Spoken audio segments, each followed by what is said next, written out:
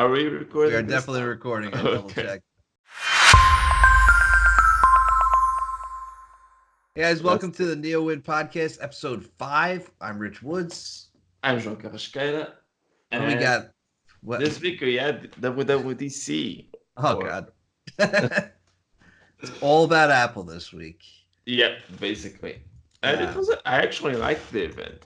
I enjoyed it. They packed a lot of stuff into 2.5 hours, and yeah, because remember that they moved really fast at the beginning.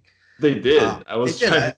Right. I thought they had something extra but they just filled it out because they did tvOS really quickly. So for those who don't know about WWDC, at the keynote they always announce the next updates, next iOS, next watchOS, next macOS, next tvOS. So they did tvOS really quickly. That was done in like 5 minutes, right?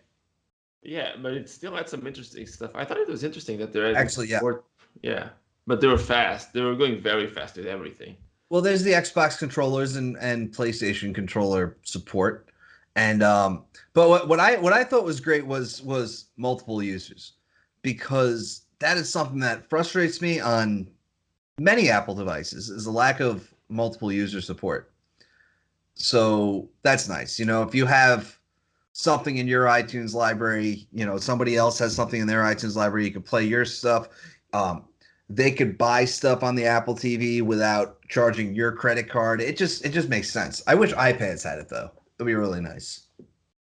It would, but TVs are, I think, the most logical place because that's the most shared device you have in your home. It Everyone is. uses a TV. So It is, but I also if think a family with children. How many parents pass their iPad to their kids to play with it? You know what I mean? To like at least some kind of kids mode, like we've seen on many Android devices. But I digress on stuff that I would have liked to have seen. You want to see the stuff I'd like to have seen? That's a long list. yeah, You know what I'm saying? yeah, but yeah, it's a good place to start. Yeah. So what did Uh, they do after tvOS? They did watchOS, right? watchOS 6. yeah, I believe that was the order. Yeah. Yeah. Now you wrote up So watchOS, so tell us what's new in watchOS. so WatchOS is getting some cool new stuff. I most importantly, now it's more independent from iPhone. So Yeah. WatchOS is going to have its own app store, and it's Wild. now possible for developers to create apps just for WatchOS. So you don't need a companion app on the iPhone for them to work. I think that's very nice. Yes. Um, Yes.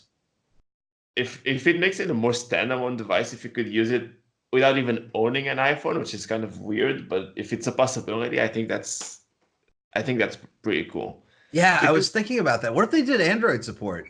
It's not crazy. now it's Um, certainly possible since you have yeah. everything on the watch itself. Because I mean, as it stands right now, watch sales have to be a subset or watch users have to be a subset of iPhone users. They can never pass that amount of people, but they could tap into the Android market with this. They could, and to be honest, I think the Apple Watch is probably one of the best smartwatches out there, and It the is the iPhone best isn't. smartwatch out there. Yeah, and the Um, iPhone isn't necessarily the best phone. So if you could get another phone but still get the Apple Watch, I think that would be a very, very I cool thing to do. completely agree with you. When I use Android phones, the only thing that I miss about iPhone is my Apple Watch. It's Yes. I don't miss the phone at all, but it is an excellent smartwatch. And I haven't used every smartwatch, but if we're comparing to Wear OS smartwatches, it's definitely the best. And yeah, I would love to be able to use it with an Android device. Now it's got its own app store. What else is new? We got a new calculator app, which is kind of cool. The Noise Yeah, app. yeah, the Noise app and voice memos are now on the watch and That's audiobooks. yeah. Yeah. Yeah. And then and cycle tracking, right? So um this is interesting because it's for women to track their menstrual cycles, but when you set up an Apple Watch, it asks you if you're a male or a female. And when I all I'm saying is when I installed this update or the beta, it definitely it gave me that app, even though I said you would think that would be the if then statement that they would program in there. It's a beta. It's a Yeah, beta. it is a beta. It gave me something to show in my hands-on video, I guess. But I just kind of thought it was funny. I showed my friend, and I'm like, yeah, look, Apple gave me this app, even though I said I'm a male, and he thought I was trying to tell him that me and my wife are trying to get pregnant. I was like, no. Yeah, I mean, if you put it that way, it sounds Yes, like. I know. I realized that after. Yeah. So this thing started at 1 p.m. Eastern time, and by like 1:15 they were done with this stuff. Maybe 1:20. Like they went through it really quickly, right? Yeah, they were. So Yeah. yeah, these first two things were very quick. Yeah. WatchOS, I think, got a little more attention because you have the noise app too. I think Yeah. the noise Well, app is actually pretty interesting. actually, yeah. Tell us about the noise. Yeah, so basically now the watch is going to be listening for the noise around you, while being privacy conscious, which is something Apple always says. They don't spy on you. They're not sending it to the cloud to check, is what they're saying. Exactly. So it's just seeing if it's very loud, and if it is, it tells you that you can only be there for a certain amount of time before it starts damaging your ears, so you can get away from it. And I think that's important because I think me personally, if I hear loud sounds, I don't know the threshold to identify like at what point it starts damaging my ears. So I wouldn't know if I need to leave a certain place more quickly if I don't get that sort of warning. Yeah, I But believe the level is 90 decibels that they'll give you that alert. yeah, so that's Yeah. nice because I have no idea what 90 Right, decibels exactly. means. So Yeah. I think Yeah. that's pretty cool. Yeah. So then we have iOS and iPadOS. This was interesting. iPadOS was interesting to me because it's just iOS. It's not like they almost played it off like it was something new, but it's not. And they made the point that the iPad has evolved so much over the years that it's almost like it's a different operating system, and it's a rebranded iOS. It's iPad SKU of iOS. But Yeah, clearly, they basically. want to take it in another direction. You know. And thankfully, because yeah, I've always felt like the iPad OS was a sort of limiting. Um, Well, yeah, don't we all? I've never used it. I've never used any Apple device personally, so I can't say much about it. But I'm talking about things like just the home screen, the fact that there's so much space between the icons. It never made sense to me. How you have so Well, much finally, empty you can space. do some extra stuff with that space. You can add your widgets to the side of the screen, and I can't find the actual logic behind that because sometimes I go back home and those widgets are gone. Sometimes they're still there. It probably just because it's a beta, but and also you can just fit more icons on the screen. So Yeah, that's the very that's definitely basic thing. welcome. Yeah, I mean, what else is new with iPad OS? There was plenty of Yeah, so it has everything that the iOS has. So I think dark theme and all that is also coming. right. So changes there are big changes to files because now finally you can have USB devices Oh connected yeah, to the yeah. iPad. That is Oh, I just big found those. news. Yeah, Yeah, that's very big news. It's it is. about It time, almost flew under the really. radar. That and mouse support. You know. Yeah, yeah, mouse support that too. That I don't think they even mentioned that during the keynote. I don't know I didn't hear it at least. Um, you know how after each announcement they had a big screen that just listed a bunch of stuff. Like here's other Oh, stuff so that we're not. I think someone said it was on there, oh, okay. but So yeah, I yeah, they did didn't not talk see about it it. at all. Yeah, I didn't see that. So that's also very welcome. So that makes it, more like a computer. And to me, I think it seems more like Apple is actually listening to people because these complaints, I mean, they've been long-standing, but I think they Yeah. became a lot louder with the iPad Pro last year because it finally had USB Type-C instead of the Lightning port. So that people saw the potential in that, and they complained a lot more that it wasn't being used. And so it's good that they're actually addressing that stuff, mouse support, Yeah, USB storage. So I that's wonder. very. I wonder if it's possible, and I haven't tried it yet. I plan to use an adapter and plug in a USB drive through the Lightning port on my iPad because I don't have one of the new USB-C ones. I have a 10.5-inch iPad Pro, which is the previous generation. Oh, okay. Oh, that's actually a good question. They didn't say anything about No, being exclusive to USB, so yeah, oh it might be slower than the USB-C port, but I don't see any reason why it's not technically possible if you use an adapter. yeah, You know. you'd have to try. Yeah. Um, What else? well, let's talk about signing with Apple because that Oh, was really interesting to me. Like, so we have apps right now where you can sign in with Google, sign in with Facebook. Apple says that's not private, and so they're introducing sign in with Apple, and it will sign in with your Apple ID. And for apps might still want your email address, you could choose to send them your email address or hide your email address. If you choose to hide your email address, it just creates a fake email address for you that forwards to your main email address. Each app gets a different email address. So if you kill one, it's gone forever and you'll never hear from this app again. I think that's awesome. It is. I'm just skeptical of the implementation of it. How so? Oh, Um, if that has to be mandatory? Is that what you mean? well, yeah, it's going to be mandatory for all apps that use third-party sign-ins. Not all apps that have sign-ins like Netflix won't have to have it, but anything that has that sign in with Facebook or sign in with Google. Um, what I'm Oh, skeptical about is that I don't use all Apple devices. So how well is this going to work? Like if I'm a guy who has an iPhone, an iPad, and a Windows PC, I'm still gonna have to sign into that service from my Windows PC, and I'm guessing it won't be as seamless. And that's oh just yeah. something that remains to be seen, I guess. Yeah, that is a good point. I don't know if Apple cares about playing nice with other platforms. Maybe this is just Yeah, aimed at but people who have all of their stuff.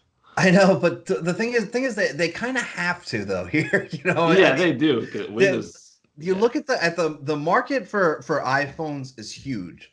The market for iPads compared with the tablet market is huge. The market for people who have an iPhone, an iPad, and a Mac is very small. You know what I mean?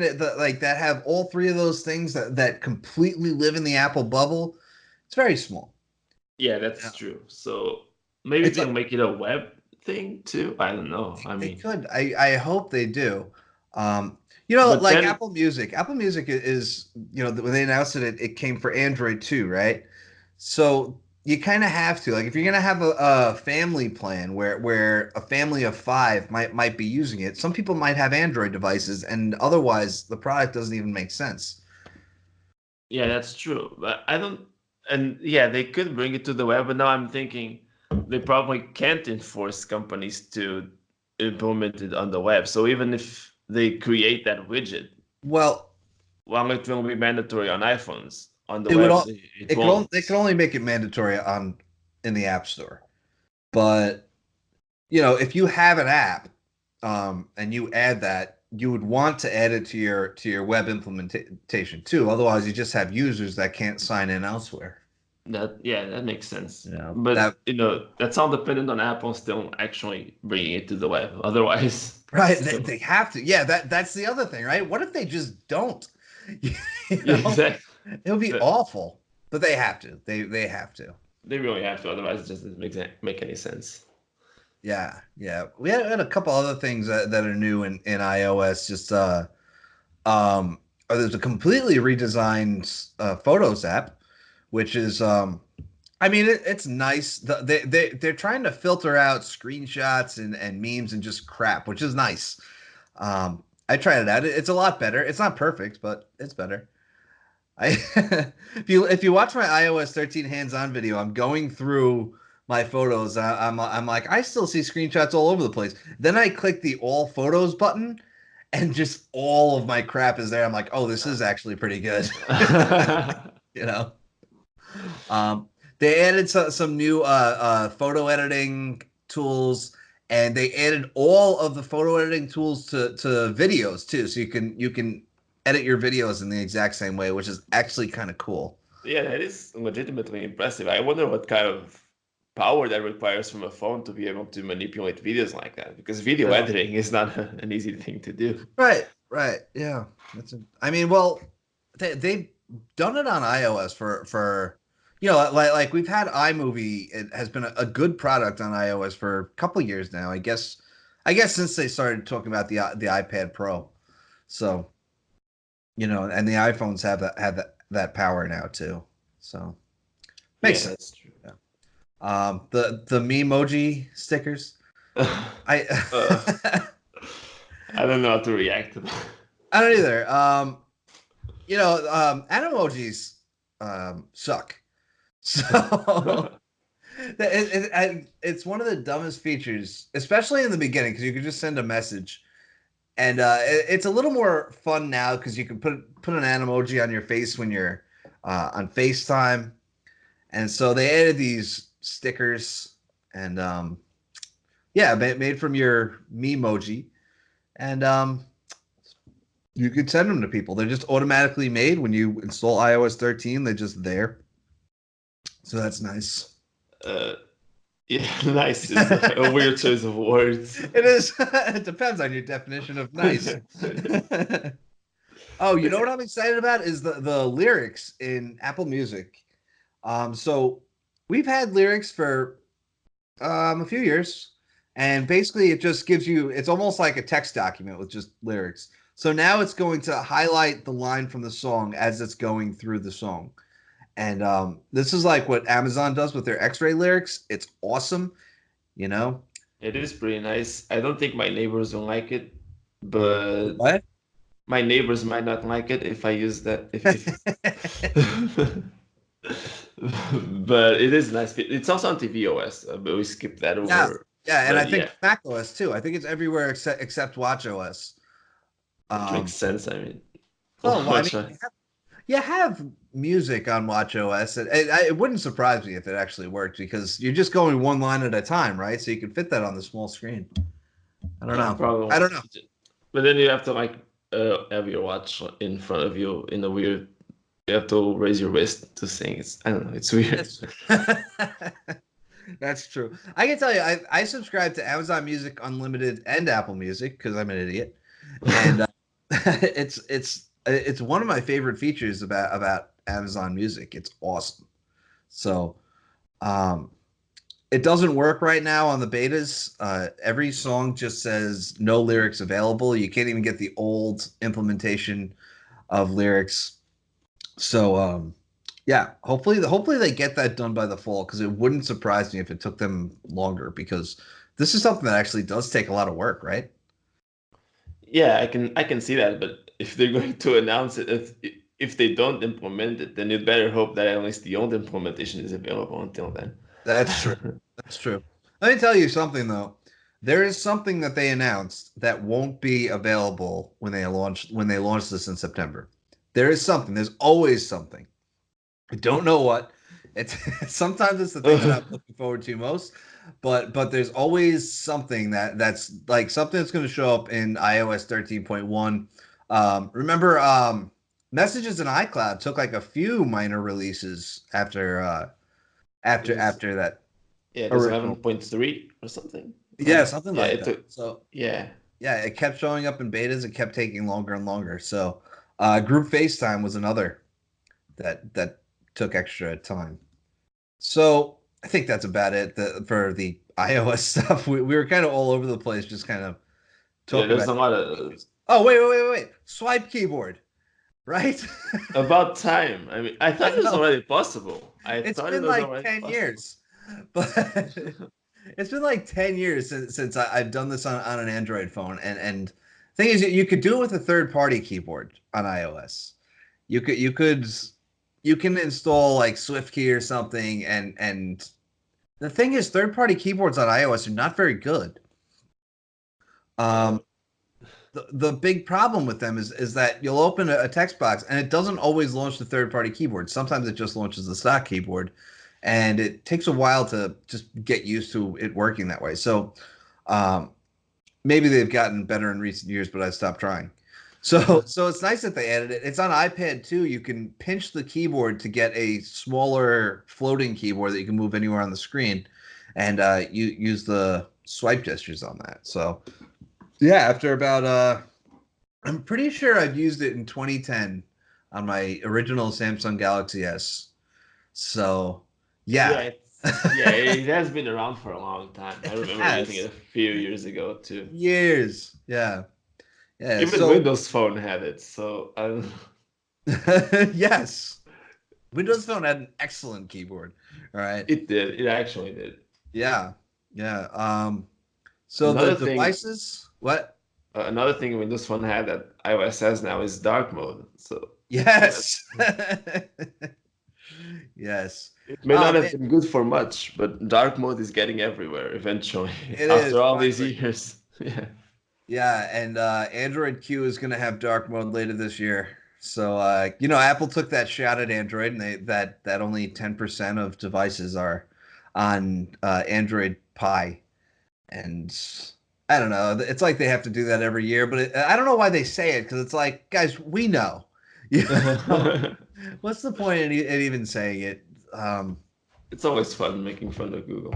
You know? It is. It's they used to do it with Microsoft too, like back in the Windows 8 days. Um, but by the way, Microsoft had a huge presence in this conference. They were all over the place. They Even though were. I don't think that the word Microsoft was mentioned even once, but they were there. Oh no, they did say Microsoft, and they were showing split screen apps on the iPad. They had Word side Did by they? side with I know also that Word. and Word was the only third party app on that guy's home screen. You know. Um, did they say Microsoft Word or did I they think just say what? I think they said it You was know, from their friends at Microsoft or something like that. okay, cool. And then of course there's the Xbox controller support for tvOS, and then And the whole Minecraft Minecraft demo. demo. Yeah, Yeah, that yeah, and was something. they were all over this. So I what wrote it, but it was very weird. was it? Yeah, yeah. I kind of tuned out at that point, and I may go back and watch it, but I still haven't. I just kind of tuned out, like because that that keynote was so intense that like when they came up there with Minecraft, I'm like, okay, I'm taking a break. Yeah. I mean, we guys, for anybody listening, we work hard during these keynotes. We're taking notes, we're getting pictures, and we're writing articles, and we're delegating responsibilities all at the same time. It gets very intense. It is. It is very complicated. It's very stress. It's fun in a look at it. It's kind of fun, It like is. having that excitement, but it's also very stressful at that time. Yeah. So these updates, iOS 13 is available for or will be available for iPhone 6s or better. You need an A9 processor or better, which means that if you've got an iPhone 5s, 6 or 6 Plus, your phone is dead now. Yeah. So they dropped two generations this time because Yes. last year they supported all the same generations as the Yeah. previous one. They've been like extending the list for for a few years now. I think they did the same thing with the iPhone 4S. Like they kept a generation, and then last year they kept a generation, and like I guess the list just it got way too long, and I can't blame them because the iPhone 6S is still a very old device.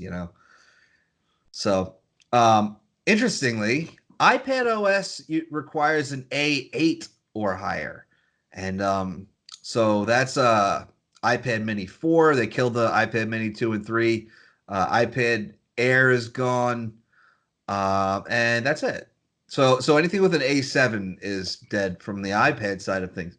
It's just very weird to me that iPadOS and iOS have different system requirements now. It is strange. I maybe they just don't want to support that many iPhones. I don't know why, because I mean, if they support the Well, processor and the rest of the hardware on the 6 isn't that different from the 6S, they could just yeah. keep it. But who knows? It's I don't just know. I can't blame them though because they're still supporting devices for as far as mobile devices go longer than anyone. So fair enough, you know. yeah. Although the iPhone 6 was a wonderful device, all right, and it's sad to see it go.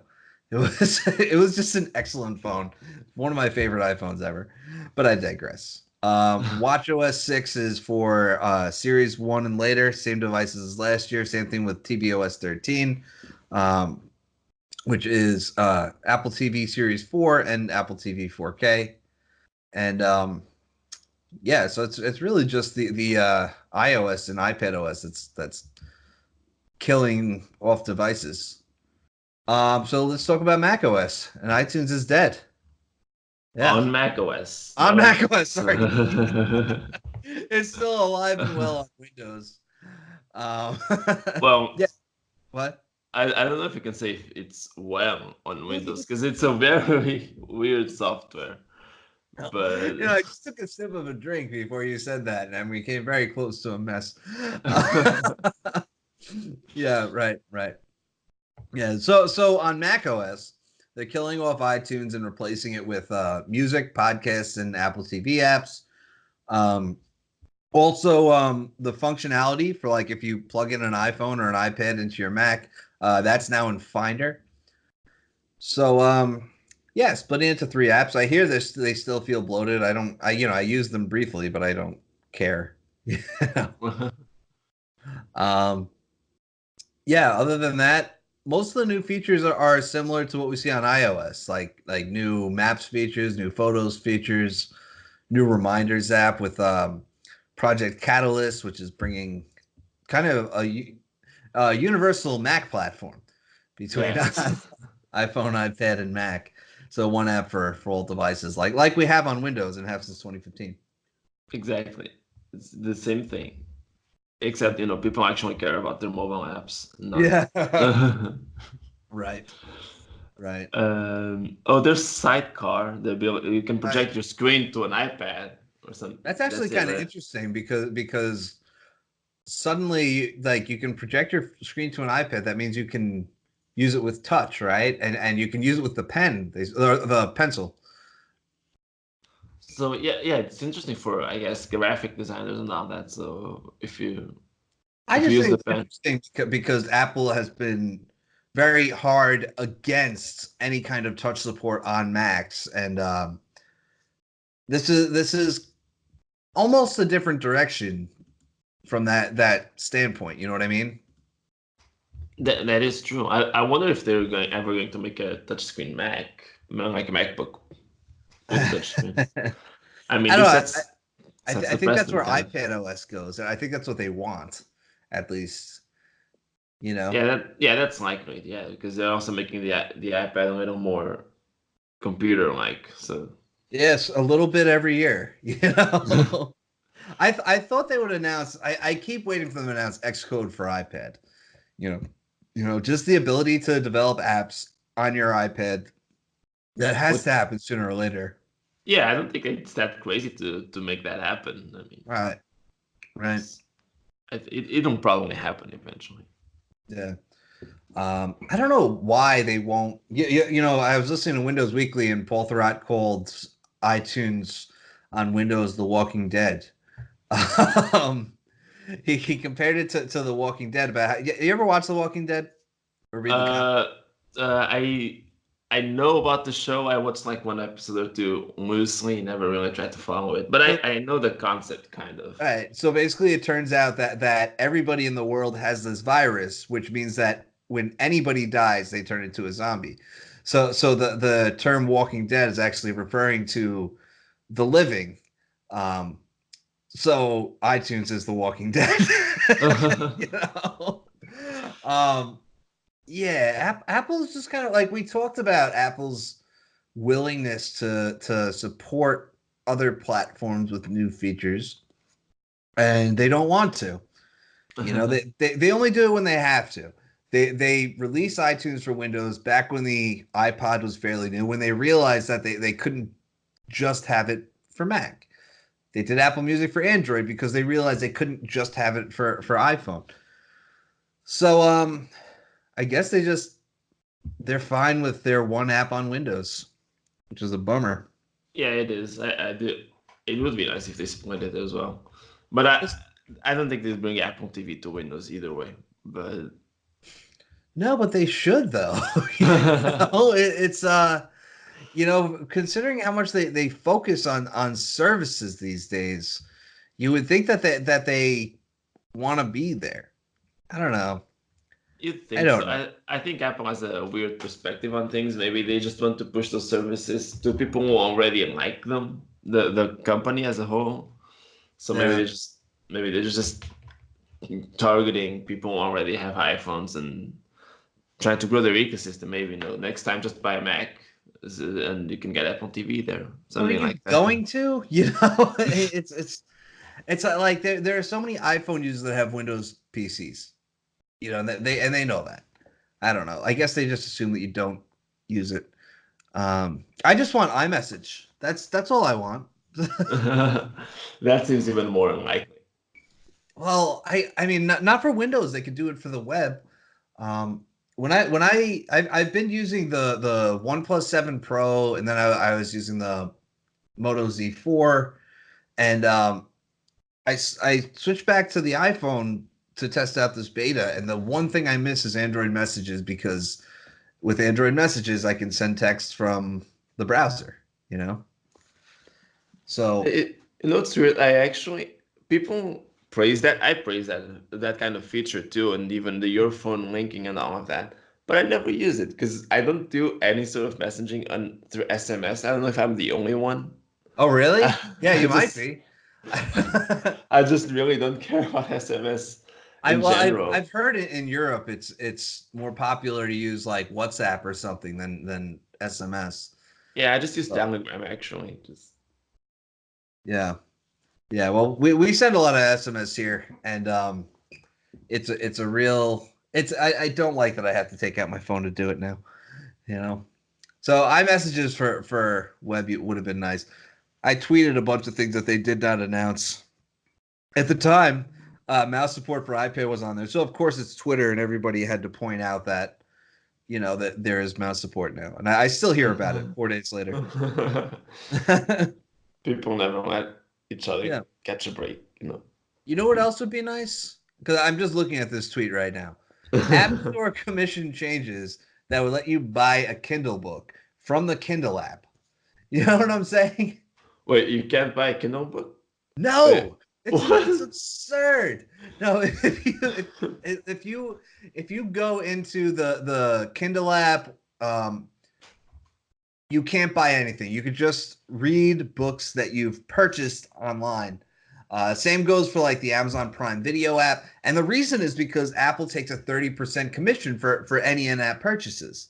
So Wow. what Amazon did is just said, all right, you got to go to the web. So you got to open Safari, purchase your book, then load the Kindle app, and then you can read it. It's insane. It's insane. Wow. That is terrible. Wow. It is one of the worst things about it, and it's not just Amazon that does it, because anybody that sells digital content like that knows it makes no sense to pay Apple's 30% cut. And with all like the monopoly things, the antitrust stuff that's going on, Apple made that website talking about the App Store and everything. I thought maybe they might just budge on that a little bit. You know, I was Nope. hoping it. No. Yeah, yeah, Apple is terrible sometimes again. yeah, and it hurts the user experience. And that, like, that's the thing though. You can buy obviously iBooks from directly from the app, Apple audiobooks directly from the app. So that's part of that practices, you know. Yeah, they just like pushing their stuff very hard. Yeah. All right, last thing, Mac Pro. Um, yeah, tell us about the Mac Pro. So I the don't really for want to talk about it, to be honest. I It's don't think very anyone powerful. wants to. Yeah, no one wants to talk about it because it's terrible. I mean, it's not a Is it terrible terrible? No, it's product. not. It's not a terrible It product, seems like a but great product. yeah, it is a great product. But people were very outraged at some of the prices in this section of the not the Mac Pro itself necessarily, but some of the stuff they mentioned. I think the stuff they're upset about is that Was the the stand? stand is a Yeah, thousand it's a dollars. $1,000. How? How do you make $1,000 stand? Yeah. You Well, can buy an I iPhone assume. 10s or a stand for your Yeah. screen. I assume that if you're buying this Mac Pro, you're spending probably close to $10,000 on it, maybe more. I don't know what it's going to max out at. Probably a lot though, right? And Oh, what? probably a lot. Yeah, they didn't reveal the pricing aside from the So entry level one. yeah. They said the entry level one, so that's what, $49.99, $59.99. Yeah. And that comes with 8-core Xeon processor, 32 gigs of RAM, Radeon Pro 580X, and a 256 gigabyte SSD. That's $6,000. So you can configure it with up to a 28-core Xeon. I don't know how much RAM you can configure it with, but it supports up to 1.5 terabytes, right? Yeah. Yeah, so I don't know if that you can actually configure it or if that's some customization you'd have to do. Obviously, Radeon Pro Vega, is that what it's called? Right? Yeah, a Radiant Vega 2, I think. Yes, Vega 2. Yes, and then more storage. So like we can talk $20,000 for a higher end model. I think $1,000 for a stand probably doesn't even matter at that point. That's true, but but even then, that just makes the Mac Pro also sort of expensive because $6,000 is a lot of money for an 8-core Xeon with what, Yes. and it doesn't. What? How much RAM is it? I don't remember what the entry level is, but it's That not. was 32. Yeah, so and then it's just a 256 gigabyte SSD for $6,000. I don't That's know. true. That's kind That's of quite a hard to. bit. They said a similarly spec'd model would cost over $8,000. They showed an HP. I don't know. I don't know. Yeah, I don't know for sure either. It's weird, and they have this weird overlap with the iMac Pro because the iMac Pro goes up to an 18-core Xeon too, and I don't know if it's Yeah. even significantly cheaper considering that you don't have a screen on this one. So I don't know. It's strange. It feels very expensive, even this is the computer feels a little expensive. Yeah. And we got the new screen, a 32-inch 6K display, 20 million pixels, which is quite a few pixels, I have to say. Yeah, it's a lot of pixels. I'm looking at a 4K Dolby Vision display in front of me right now, and that's about 8 million pixels, and it just seems awful. Yeah, Like not by comparison. I Yeah. feel like I'm going blind looking at this thing, you know. Yeah, that's cool. It's $5,000 for that screen. Yeah, speaking of expensive, Yeah, uh, I mean, I don't know of any other 32-inch 6K displays out there. I yeah, think Dell announced an 8K one a couple years ago at CES, but this is probably the best display that you can get. that's true. And it's like it has camera accuracy. It's compatible with all these camera modes, P3 and all of that stuff. And it has 1,000 nits sustained brightness, which is a Yeah, big deal apparently. I'm not that is a graphics, that so is pretty that's bright. yeah. So yeah, $5,000 for that. The Visa amount is $199. So yeah, lots of money. Yeah. I assume that if you buy these things, though, your job is buying it for you, right? Um, is anybody just going out of pocket and saying like, I need a powerful PC? How about that Mac Pro? Let's go for the $20,000 model. Yeah, no single person is going to buy this, of course. Yeah. Unless you're a software developer and you're making a lot of money on, or whatever you do, you're making enough money to pay for something like this. Yeah, that Yeah. is very for a very specific market. Clearly, maybe it's a good deal. I don't know. I'm not part of that market. Right. I'm not either. I'm definitely not. So, Let's just say that one Mac Pro will be multiple paychecks. So yeah. multiple monthly paychecks. So yeah. Yes. Now that's WWDC. I don't know if you saw. I submitted that WatchOS video last night, and I said WWDC is finally over. Yeah. It's like every year they announce these things, and we do so much through the keynote, but it doesn't end there, because then I'm installing the betas, writing the article on which devices it's supported for. then I'm doing hands-on videos with the bands, and I finally finished last night. So it's finally over. Finally. So Yeah. it was an exciting event. It had a lot of cool stuff. We It gotta was a give it. lot of stuff. I gotta, they took up 40 minutes of our show, so good for them. You know, let's talk about Google Stadia. That's what's next. I uh, paid attention, so tell us what's new. okay, so it was disappointing for one thing, but okay, so let's just get the details out of the way. So you need around 20 megabits per second of a connection. Maybe I should explain the event. So Yeah, yesterday Google had their Stadia Connect event, which basically was their pre-E3 event to reveal more stuff about Stadia, since they revealed almost nothing when they announced it at the Game Developers Conference. So yesterday they had that event about what, half an hour, 45 minutes? Actually, I don't remember.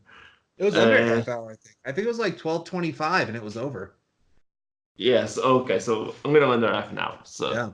it was a short event, and they actually didn't reveal a lot. They revealed the requirements for starters. So you need around 10 mega. You don't need, they say recommended 10 megabits per second connection to Right. stream at, I think, around 720p, 60 frames per second with stereo sound.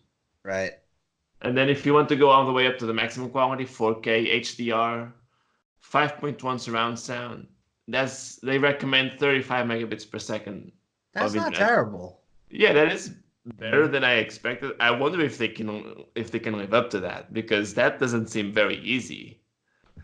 I mean, Um, 4K video is very high for quality. for Well, streaming video, it shouldn't be too bad, but shouldn't be too hard. But because I mean, Netflix for 4K, they want 25. Um, for streaming a game, though, I assume that's obviously it's much harder than streaming a video. I So mean, at the end of I, the day, it is kind of just a video, because the game is all being rendered in the server. They're just streaming the video stream to you. that's true. But I guess upload speeds would also matter too, though, right? Yeah, that's Because true, because you have send the controls. There's that. So yeah, yeah. yeah. So there. So that's cool. Yeah, it's going to And it's then going they to be announced this. available. Oh Right, yeah. they announced the Stadia Founders Edition too, right? Oh yeah. I was just going to talk about the compatibility. They kind of said this before. So it's TVs with Chromecast, desktops, tablets with Chrome, and Anything then with Chrome, they said. yeah, and but phones will actually have a Stadia app, and they don't start with the Pixel 3 and Pixel 3a.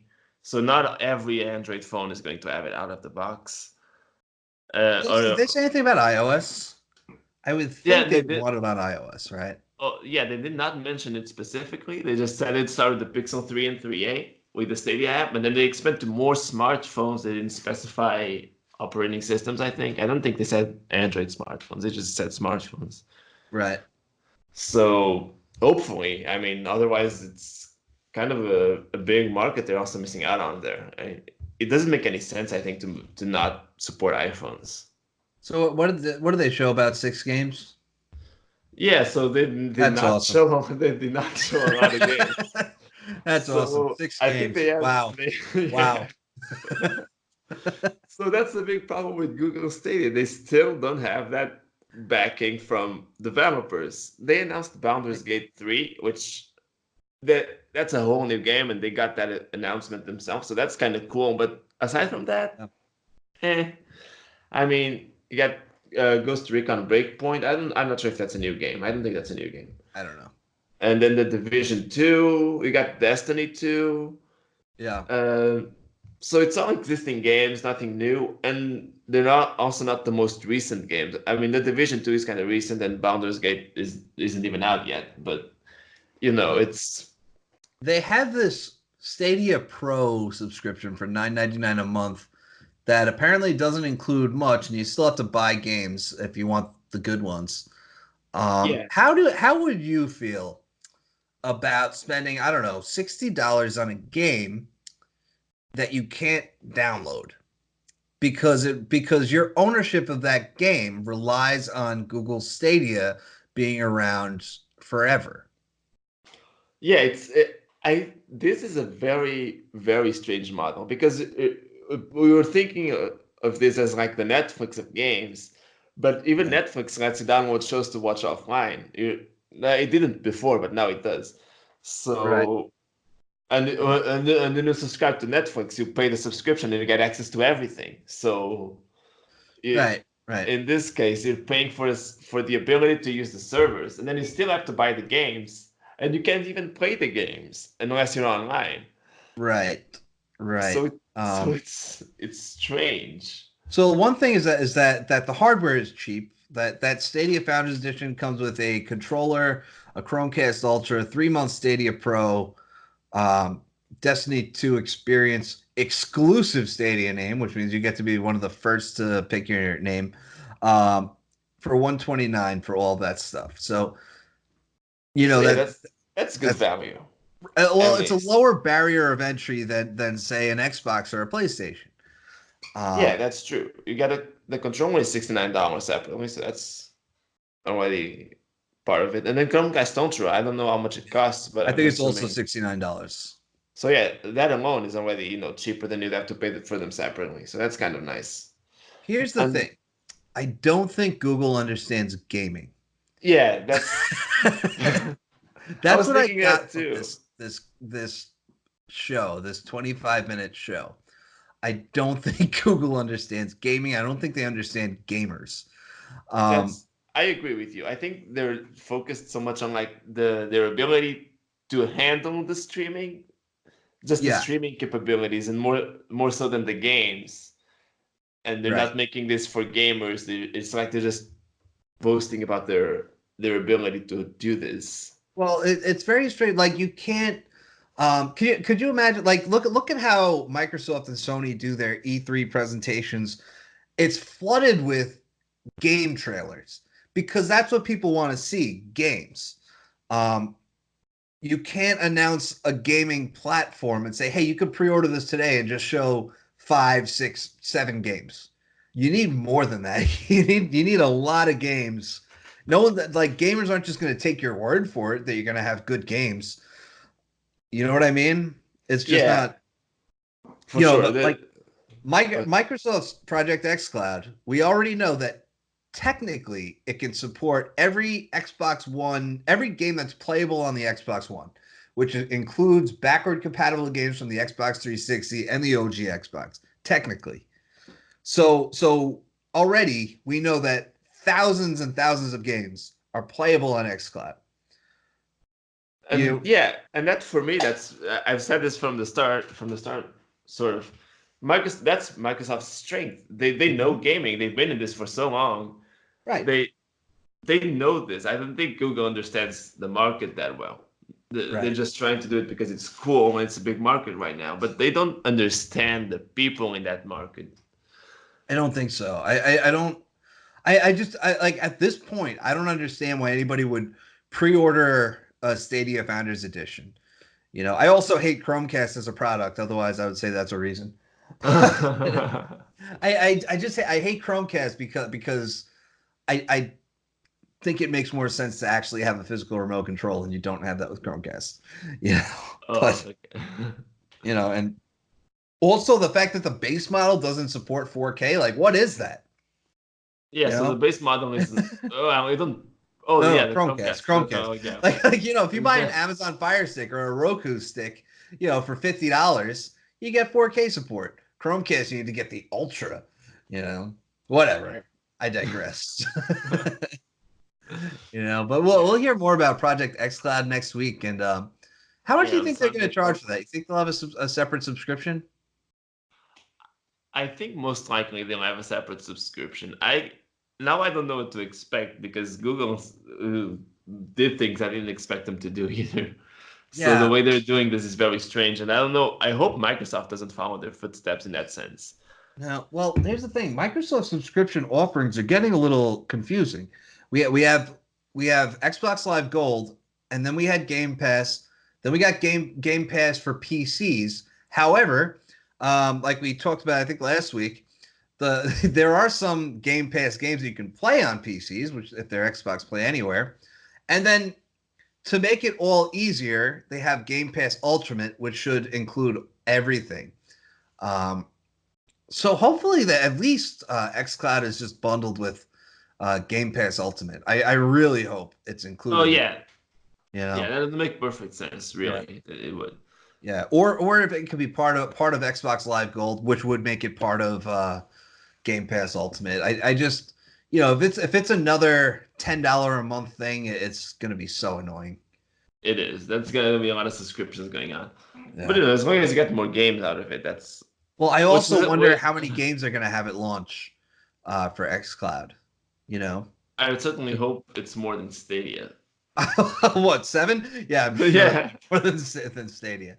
Um, Uh, because they said that games are technically possible, which means I assume they still need permission from the developer. yeah, but but it's a different situation than Stadia because if it's just a matter of getting approval from the developer, then Oh, that's a right. lot easier than having Absolutely. them port. So I think that's Microsoft's real advantage here. They can just bring all those games over. It's a lot of games to start with. Yeah.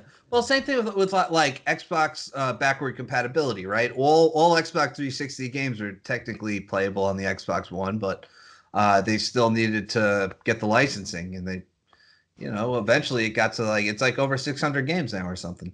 So Yeah, so that's pretty great. And I think Microsoft has a good track record for this kind of stuff. So I think yeah, they can yeah, do they'll it. get it done. I just wonder what they'll have at launch. Yeah, so we'll have to wait and see, but it's certainly going to be better than Stadia, I think. And yeah, Google has just been focusing too much on their ability to stream and on additional features like that Google Assistant and the YouTube integration. That's all very cool, but if you don't have any games, Yeah, who exactly. cares? Exactly. Like remember we went through that with like the really Xbox One, really the whole generation. But in the beginning, they focused on media playback and being an entertainment center in your living room, and no one cared because gamers just want the games, you know. So So yeah, I think Microsoft has the upper hand here. yeah, And if they bring the xCloud to the Switch, they've already won. I don't. That's all I'm saying. I don't, if absolutely. I want it too, man, because I want to play Halo on the Switch, you know. so yeah, you guys do that, and I'll be good. It's Yeah. Let's talk about Edge, Edgium. all of So, that. yeah. Now available for Mac in the dev channel. Finally, Finally, yeah. I was kind of surprised it didn't happen in the beginning because when I was at Build, they were demoing Edge Dev. So yeah, weird because the builds leaked too. yeah. And then like when it launched on Windows, both channels came out at the same time, but not on Mac for whatever reason. Yeah, yeah. You know what's weird? I think that literally every version of Chromium Edge has leaked before it launched. Yeah, Right? that's true. That is Yeah. true. Yeah. First, Even they had and a that Chinese leak. Yeah. Yeah, well, I mean, yeah, but now, like you can even Edge beta leaked. That's still not publicly available. Um, Edge for ARM 64 Windows PCs leaked earlier this week. Still not available. Yeah. Yeah, Edge Canary and Dev for Mac leaked well ahead of this. Yeah, it's crazy. Yeah, it is weird. I started to think Microsoft is doing it on purpose. They're just like teasing At this us. I know the original leaks they were very upset about. Do you remember Mohammed posted the screenshots before any of the builds leaked? Um, we had the screenshots for this Yeah, yeah. browser. Yeah, Yeah, I and remember that. they were very upset, and not upset with us, but it's like they had shared the browser with some people internally, and they were just kind of disappointed that kind of their confidence was betrayed, And Yeah. so I don't know at this point. At this point, maybe they're just dropping them. I don't know. They You know, just don't care anymore, you know what's funny? I saw that somebody was running the leaked Edge dev, and they tweeted a screenshot of the update screen, and it said "Time to update to an official build." So, so it's actually like the old Windows 10 previews. Like if you got a leaked build, you weren't getting updates. You were just screwed. Like obviously, like this one's part of the channel, so maybe they are doing it on purpose. I don't know. Yeah, some of them have been leaking. They've been getting it. They've been getting updates. The beta leaked, and it's still getting updates at the same time as dev. Basically, every time dev gets an update, beta also gets an update, but it's a minor one. Weekly? Really? Yeah, that's Interesting. what I've been noticing. Whenever they release a new dev build, now I just check beta to make sure, and sure enough, there's a new update on beta too. Cool. But it's I just a mean, minor update. when beta goes public, it's supposed to be every 6 weeks.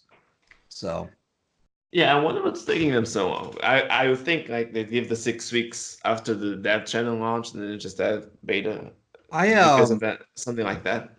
But no.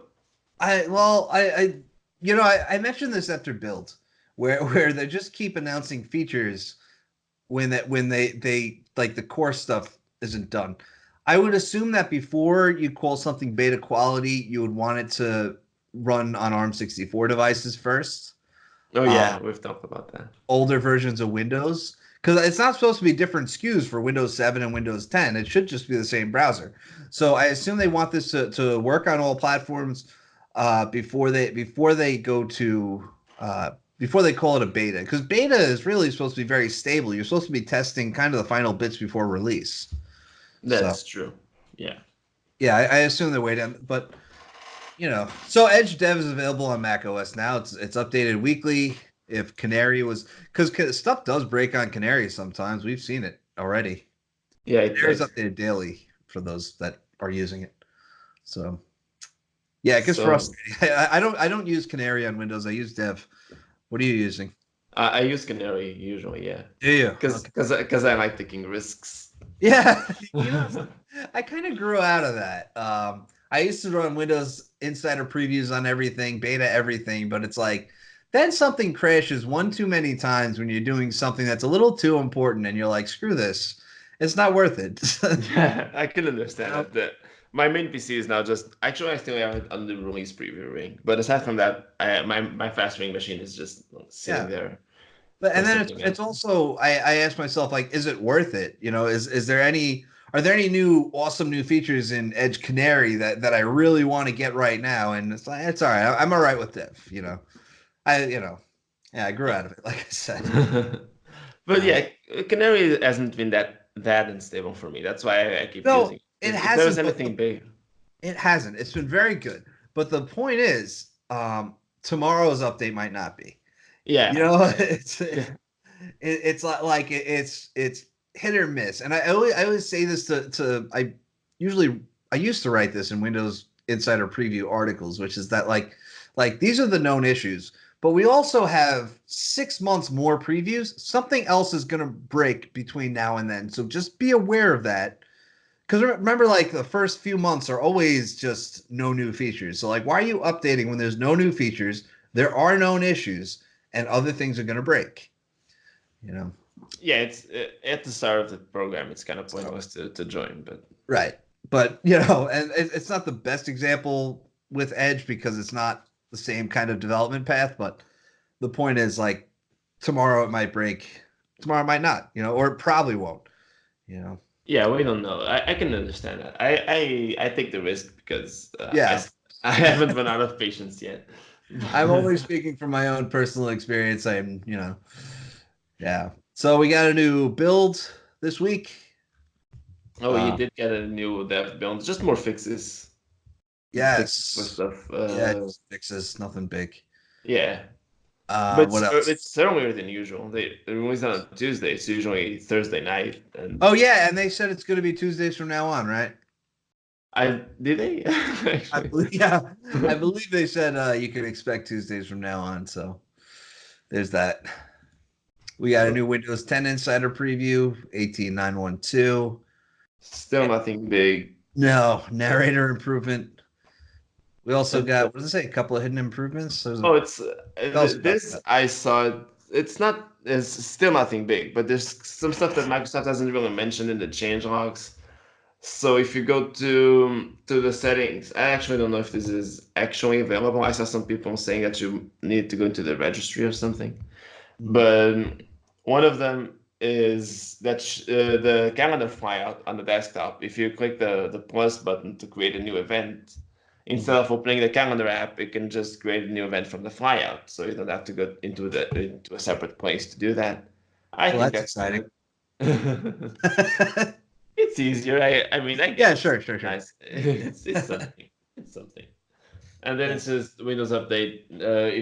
When you set the bandwidth, you can go to the delivery optimization settings, and you can set the percentage of the bandwidth that Windows Update can use in the background and the foreground and all of that. Now it's not a percentage. You can just set raw values. So if you just wanted to use 1 megabit per second, you can do that. Nice. Instead of percentages, it's just a raw value. So it doesn't change if your speed gets faster for whatever reason. That's useful. So yeah, it's some minor stuff, but I thought it was worth mentioning. Still no 19H2. Still no 19H2. I don't know what they're waiting for. I mean, I don't either. I would think so. Update. Yeah, listen, the May this thing is gonna what? Yeah, the May 2019 update has been out for a couple of weeks, so yeah, and this thing is gonna RTM in about 3 months. So yeah. But it's clear that they're not adding anything new. At this point, we know for sure that's just like a service pack or something. So yeah, it's more or less like a service pack. I don't think they care. But yeah, I mean, I don't know. I thought it would be sooner than this, though. They're still working on it, from what I understand, and I don't know what they're working on because it should be very easy. Yeah. Who knows? Maybe they'll surprise us. I don't know. Yeah, and they got Android Q Beta 4. After I finish recording this, maybe they decide to. Yeah, right. Then maybe it could be in a half hour from now, but I doubt it. I doubt they'll do it on a Friday. Fridays are always tough because no company wants to release software on a Friday and then end up having to stay late if something goes wrong. You know. Yeah, that's true. Or work over the weekend to fix things that went wrong. So that's why earlier in the week always makes more sense for these types of things, especially the first from a new development branch. Yeah, that makes sense. Yeah, and we got Android Q Beta 4 with final APIs. Yeah. So yeah, Android Q is pretty close. They're usually released in August, so it's about time. Yeah, August probably makes sense. There's going to be 2 more betas after this, which will be release candidates, and yeah, that's about it. The big news is that if you're a developer, you can start targeting. You can start targeting Android Q, and you can release your app to the Google Play Store. So that means that anybody that's running the beta can download the updated version of your app, test it out, give you feedback, and you should have it ready to go completely by the time this thing's released in Q3. So yeah, we'll have a new beta next month, and probably, I guess, early August, and then maybe late August they announce the product, what it's actually called. Yeah, it's dark mode is coming, so that's nice. Dark mode, yeah. Dark mode everything. That's the dream. Yeah, like Windows Phone. Yeah, Windows Phone was the true dream. It was the true dream. But that's Android Q. Yeah, there's just, I don't know. I get more excited about iOS betas because Android Q, like you get the dark mode, and I feel like you get more updates through apps and Google Play services and stuff that I don't know. I feel like the feature updates don't show as much. Yeah, if that makes sense. Yeah, I get that. Yeah. Yep. So that's it. Anything else this week? No, it was really a slow week. Yeah, I mean, WWDC was pretty busy, but aside from that, it was relatively slow. Yeah. Yeah, like other than the Apple news, there wasn't a lot from anybody really. Yeah, there was Stadia, and if you're real like me, there was the Pokemon there. Right. So yeah. Next week we have E3, and then so we'll I just want to see what I want to see the new Xbox. I hope they show it. Yeah, I'm very excited for Xbox stuff. Yeah. From a technical perspective, I don't really play on Xbox, but yes, I know. But if xCloud comes to the Switch, then that's yes. I think that would be super smart of them to bring xCloud to the Switch. So yeah, I guess Microsoft always focuses on games, so there will be a lot of game trailers. But I do hope that they talk about the new Xbox and they talk a lot about xCloud. Yeah, it's Yeah, let's hope for xCloud stuff. I really want to see them crush Stadia, just because Stadia sucks, you know. yeah, It's, it does. It really. That's the thing. uh, The thing about xCloud is that like Stadia, it's like, okay, you got to buy the Chromecast, you got to buy the controller. With Xbox, it's like, all right, it's the controller that you already have, and then it's probably on devices that you already have. So yeah, that'll be cool. That's coming up on Sunday. They'll, yeah, it is on Sunday, so yep. not Cool, a great man. time to work, but it's Yes, I know. but it will be interesting, and yeah, I really hope to see some xCloud stuff. Yeah, yeah. Then then there's the rest of E3 if you care about that. So I don't. I'm really I not a huge gamer. I play some games to entertain myself from time to time, but I'm more of a casual gamer, and so these trailers, pretty much any trailer aside from like Halo means nothing to me. I'll end up playing a game after I see people online saying, "Hey, this game is really good," and then I'll see it's on Game Pass and I'll download it. So it's like the trailer itself is meaningless. So yeah, I get that. I'm a yeah, very big gamer. I love E3 in general. yeah. All right, so that's all we got for the week, and we'll I guess we'll see you guys next week. Yeah, I'll see you guys. Oh wait, who are you on Twitter? And spell Oh it. yeah. Well, if you insist. So I'm Jean Carrasqueira. I'm at Indospot on Twitter. INDOSPOT. Follow me for nothing. I'm Rich Woods at the Rich Woods on Twitter, and you can also follow me for nothing. And we'll see you guys next week. All right, see you guys.